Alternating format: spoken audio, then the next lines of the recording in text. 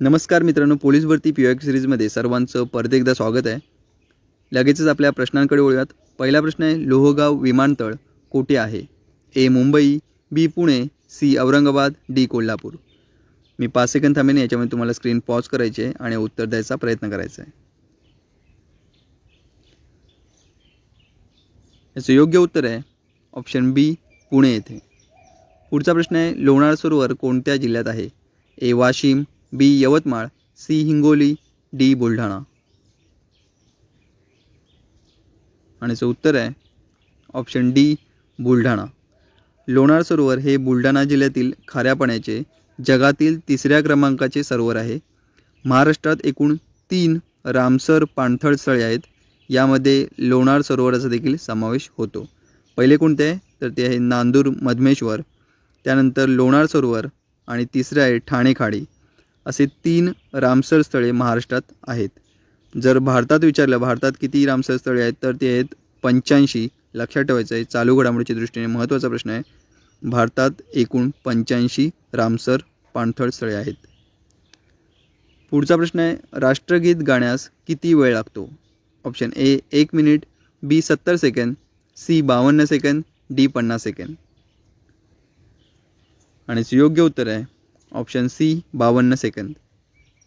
भारताचे राष्ट्रगीत जनगण मन ते कोणी लिहिले आहे? रवींद्रनाथ टागोर यांनी. तर भारताचे राष्ट्रीय गीत आहे वंदे मातरम. लक्षात ठेवायचं आहे, राष्ट्रगीत आणि राष्ट्रीय गीत यामध्ये कन्फ्युजन नाही व्हायचं आहे. राष्ट्रगीत म्हणजे जनगण मन, तर राष्ट्रीय गीत आहे वंदे मातरम, ते जे लिहिले आहे बंकिमचंद्र चॅटर्जी यांनी. भारताचे सर्वोच्च सेनानी कोण असतात? ए राष्ट्रपती, बी लष्कर प्रमुख, सी पंतप्रधान, डी वायुसेना प्रमुख. आणि याचं उत्तर आहे ऑप्शन ए राष्ट्रपती. संविधानाच्या कलम 52 नुसार राष्ट्रपती हे भारत देशाचे प्रमुख असतात. ते सर्व सशस्त्र दलाच्या सर्वोच्च कमांडरचे प्रमुख आहेत. पुढचा प्रश्न आहे, भारताचे 0 मैल कोठे आहे? ए मुंबई, बी दिल्ली, सी नागपूर, डी कलकत्ता. याचं उत्तर सर्वांनाच आलं पाहिजे आणि योग्य उत्तर आहे ऑप्शन सी नागपूर. 6वा प्रश्न आहे, EVM हे कशाशी संबंधित आहे? ए मतदान, बी चलन, सी वजन, डी तापमान. आणि याचं उत्तर आहे ऑप्शन ए मतदान. EVM म्हणजेच काय तर इलेक्ट्रॉनिक वोटिंग मशीन. केरळमधील पोटनिवडणुकीत 1982 EVMचा प्रथम वापर करण्यात आला. त्यानंतर 1999 गोव्याच्या विधानसभेसाठी सार्वत्रिक निवडणुकीमध्ये प्रथमच EVMचा वापर करण्यात आला. पुढचा प्रश्न आहे, विदर्भातील थंड हवेचे ठिकाण कोणते? ए कारखंडा, बी तुमसर, सी चिखलदरा, डी कोंढाळी. आणि याचं उत्तर आहे ऑप्शन सी चिखलदरा. कोणत्या जिल्ह्यात आहे ते तर ते आहे अमरावती जिल्ह्यामध्ये. पुढचा प्रश्न आहे, राष्ट्रीय स्वयंसेवक संघाचे मुख्यालय कोठे आहे? ए वाराणसी, बी नागपूर, सी कानपूर, डी पुणे. आणि याचं उत्तर आहे ऑप्शन बी नागपूर.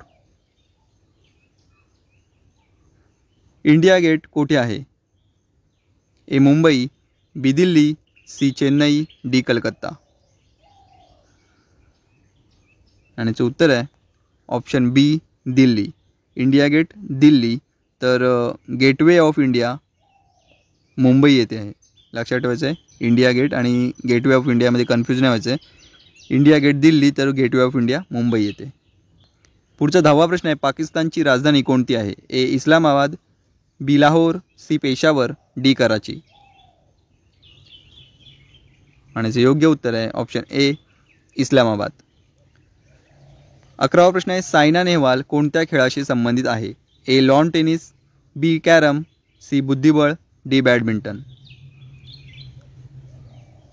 आणि याचं उत्तर आहे ऑप्शन डी बॅडमिंटन. 12वा प्रश्न आहे, नीती आयोगाचे पदसिद्ध अध्यक्ष कोण आहेत? ए राष्ट्रपती, बी उपराष्ट्रपती, सी पंतप्रधान, डी अर्थमंत्री. आणि योग्य उत्तर आहे ऑप्शन सी पंतप्रधान. नीतीचा फुल फॉर्म काय? National institution for transforming India.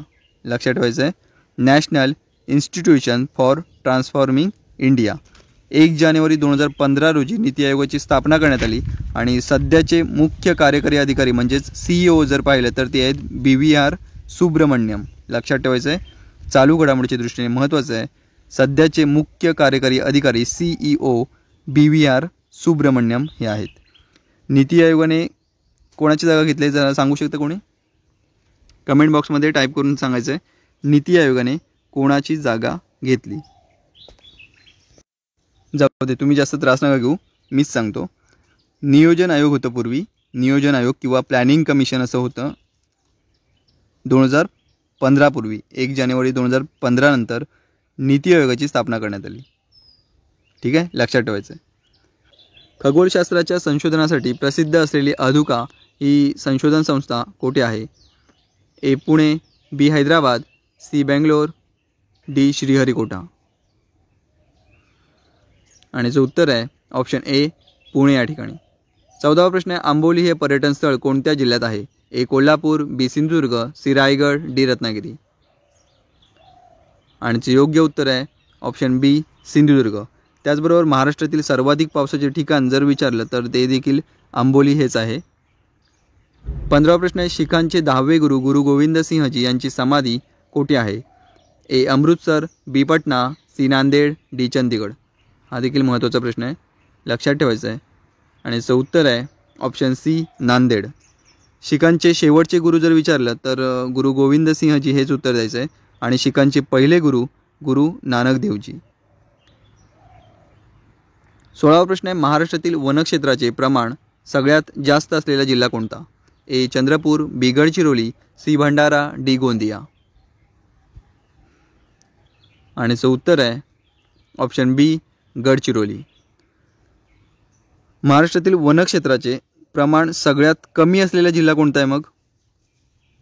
तर त्याचं उत्तर द्यायचं आहे लातूर. सगळ्यात कमी असलेला जिल्हा, वनक्षेत्राचे प्रमाण सगळ्यात कमी असलेला जिल्हा लातूर. 17वा प्रश्न आहे, फिल्म अँड टेलिव्हिजन इन्स्टिट्यूट कोठे आहे? A Mumbai, B Pune, C Bangalore, नवी दिल्ली. आणि याचं उत्तर आहे ऑप्शन B पुणे या ठिकाणी.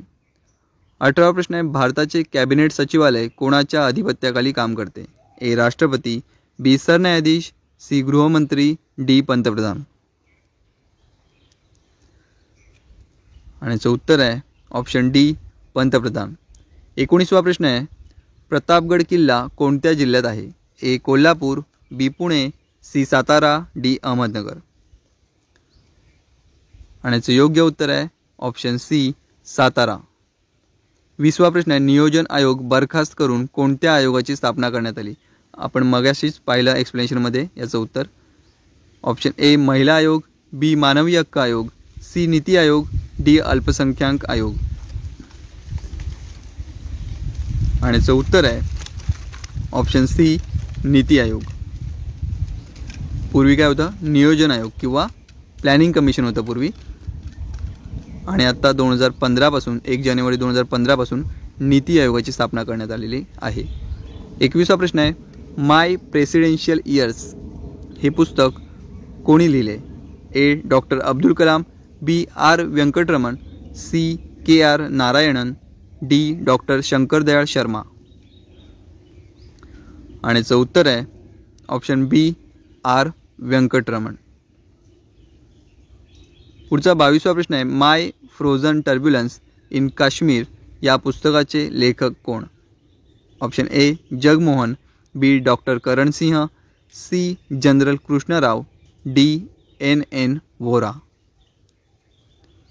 आणि सुयोग्य उत्तर आहे ऑप्शन A जगमोहन. 23वा प्रश्न आहे, चरैवेती चरैवेती या आत्मचरित्राचे लेखक कोण किंवा हे कोणाचे आत्मचरित्र आहे? Option A Ram Naik, B SM Joshi, C Mohan Dharia, D Manohar Joshi. आणि योग्य उत्तर आहे ऑप्शन A राम नाईक. 24वा प्रश्न आहे, जगातील सर्वात उंचावरील टपाल कार्यालय भारतातील कोणत्या राज्यात आहे? A Arunachal Pradesh, B Jammu Kashmir, C Himachal Pradesh, D Sikkim. आणि याचं योग्य उत्तर आहे ऑप्शन सी हिमाचल प्रदेश. 25वा शेवटचा प्रश्न आहे. राष्ट्रीय आपत्ती व्यवस्थापन प्राधिकरणाचे पदसिद्ध अध्यक्ष कोण असतात? ए पंतप्रधान, बी केंद्रीय गृहमंत्री, सी केंद्रीय अर्थमंत्री, डी केंद्रीय संरक्षण मंत्री. आणि याचे योग्य उत्तर आहे ऑप्शन ए पंतप्रधान. तर हे होते आजचे 25 प्रश्न. असेच 25 प्रश्न घेऊन परत उद्या भेटूयात. तोपर्यंत धन्यवाद मित्रांनो.